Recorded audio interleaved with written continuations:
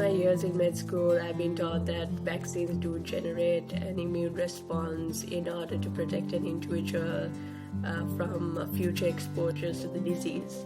But however, considering the pandemic, the scenario is quite different because these are not fully approved vaccines that have been given out to the world. And if the world ever found out that their natural immunity was better than vaccine-acquired immunity, the doctors in the world will have no business. Like, how can they make a living out of it?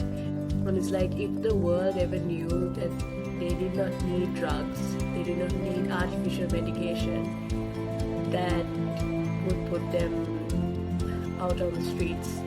It first starts with, why are businessmen talking about a vast topic in science? I mean, it's quite easy to be a doctor if you're good at memorizing but can't use the critical thinking part of the brain.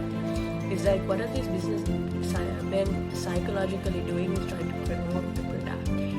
And yes, it's not saving everybody's lives, and it's just that you can't reach herd immunity with the vaccine. That's false. But if they promote it and people buy it, they win money. And that's what is going on. But they win most of the money. Doctors get far less. But it's still money.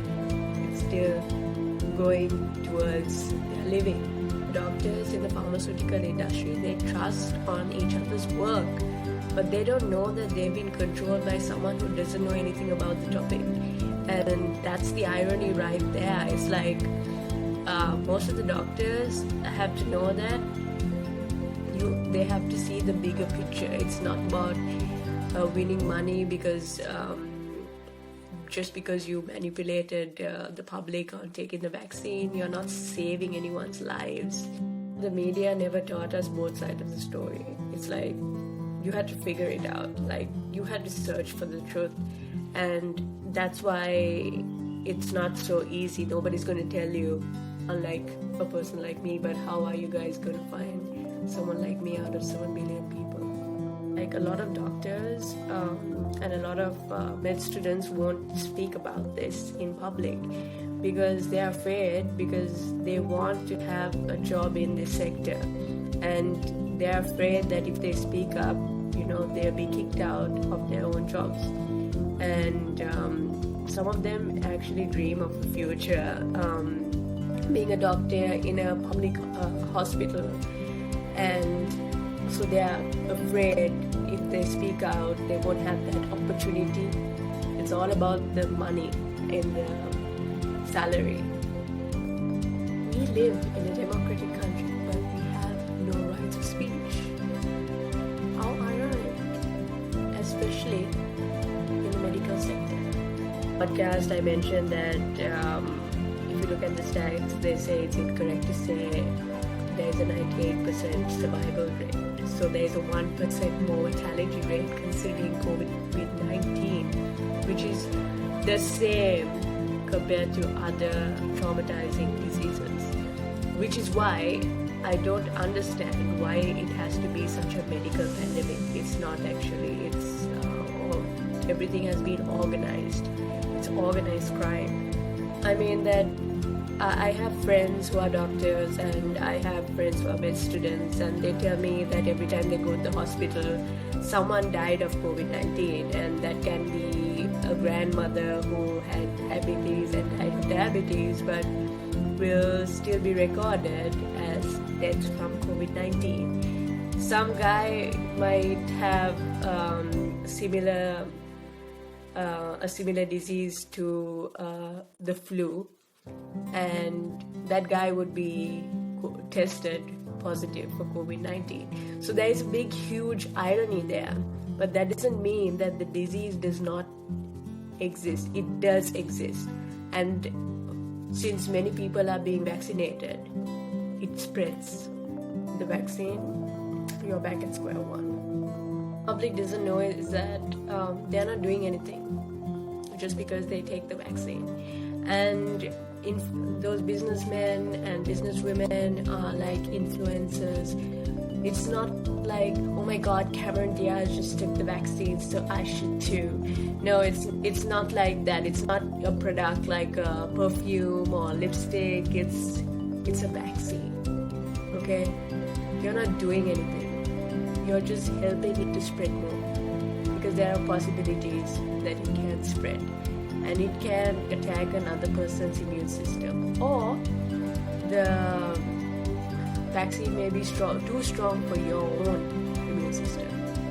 Are you willing to take the risk? The pandemic is really trying to test us with how grateful we are for our lives. So a lot of people will actually convince you to take the vaccine. They're going to be like, I took the vaccine, so since I took the vaccine, you can take the vaccine. Or we need the vaccine so that we can travel. They're going to say that you need the vaccine to enter a club. You need the vaccine to basically do all of your favorite things. But in reality, you don't need the vaccine. You just, in order to escape this, is like have full isolation, take the necessary health precautions, wear the mask properly. Like, nobody wears the mask. Like, I swear it's a joke.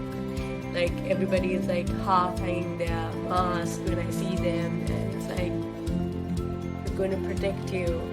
It's going to protect you from other people who have the disease or have the potential of having the disease, because we don't know actually who got exposed, and we don't know who took the vaccine either. Nobody's going to tell you like, I took the vaccine so randomly and staying next to you in a pile, in a line. Exactly happening, and why is this happening? It's like all about inequality. They create inequality in order for certain people to rise above the rest, and this is what they've been doing. And it's not about genuinity or saving the world. It's actually about winning money, and like, they don't care if all the other people lose their jobs, as long as they make money. It's like survival of the fittest. And if you're not a learner, you're going to get stuck because you don't know what to do with your life. So how did the recession take place in the course of fake medical pandemic? Is that what they did was, there was at first in 2020, in late February, there was a stock market crash, and it kind of lasted till April or so, and as it quickly recovered as well. But then politicians and presidents induced lockdowns, in which caused everyone to lose their businesses, lose their jobs, and it wasn't that easy. I mean, for a lot of people, I mean, even small businesses, it was hard for them to keep running in this sort of environment. I suggest in some regions that it might last till 2025. It depends on the country itself, because some countries face poor education systems, and some countries face overpopulation problems, sanitization problems. So these are factors that affect the spread of the disease. And what the media does, it's like it heavily exaggerates every situation without educating the public on what are those factors that enable the spread of the disease itself. To a sharp increase in unemployment, a collapse in the tourism industry, as some countries had restrictions and others have not, regarding traveling abroad. And there was a collapse in the hospitality industry, a reduction in price of oil, and collapse in small businesses as they could not find sufficient amount of customers to run a business, and destabilization of the energy industry.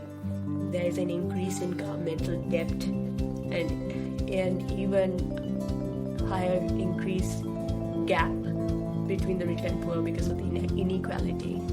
Turn in consumer activity, and also a major liquidity crisis, and there were so many protests and civil unrest, riots.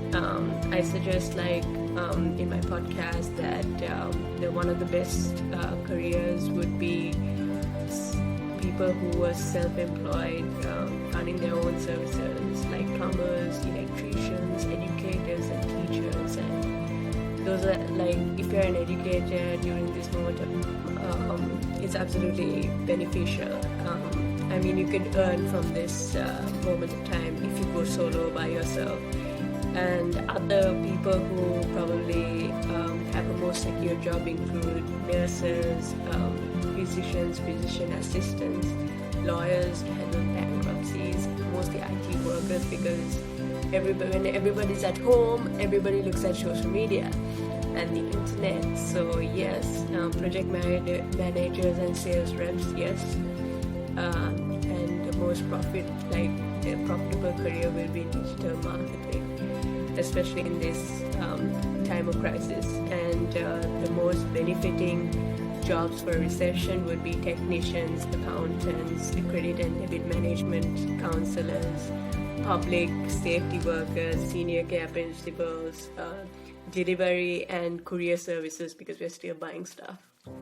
Another thing is that the most secure job would be long-term real estate investors and also funeral workers, since every day someone is dying, and that is the most secure job. And you need to be adaptable. Like, I am trying to move wherever the world goes, at least in my head, and I'm trying my best to put all these actions onto the internet so I could gain some sort of value, because I have this knowledge and I'm giving it out to the world. And what kind of a picture I see is this. Something what I do is, like, I question myself, what has this pandemic actually taught me? It's teaching me that the paradigm is shifting. The paradigm is shifting from the job sector to being self-employed. So it's really showed me the importance of being financially independent on my own terms. That means the importance of doing something your own way, being an entrepreneur, doing something so creative, in order for humanity, to support humanity, because nobody is on humanity's side. See, very few people actually speak up during this pandemic. The world has been solely running for money for way too long, and it's time for actual equality and true justice. So this pandemic is also a turning point for those who realize that it was all fake to begin with. And the recession was caused because of the fear that the media was spreading just because of the disease. And just because they do that, there are consequences they would face now but in the future. It's like you have to see a big picture. Like, not many people can see the big picture nowadays, and they're always so focused on a little speck of the picture. So yeah, so I'm summing up everything I said on my podcast, and make sure you subscribe to Teok Academy and like our videos. We will greatly appreciate it.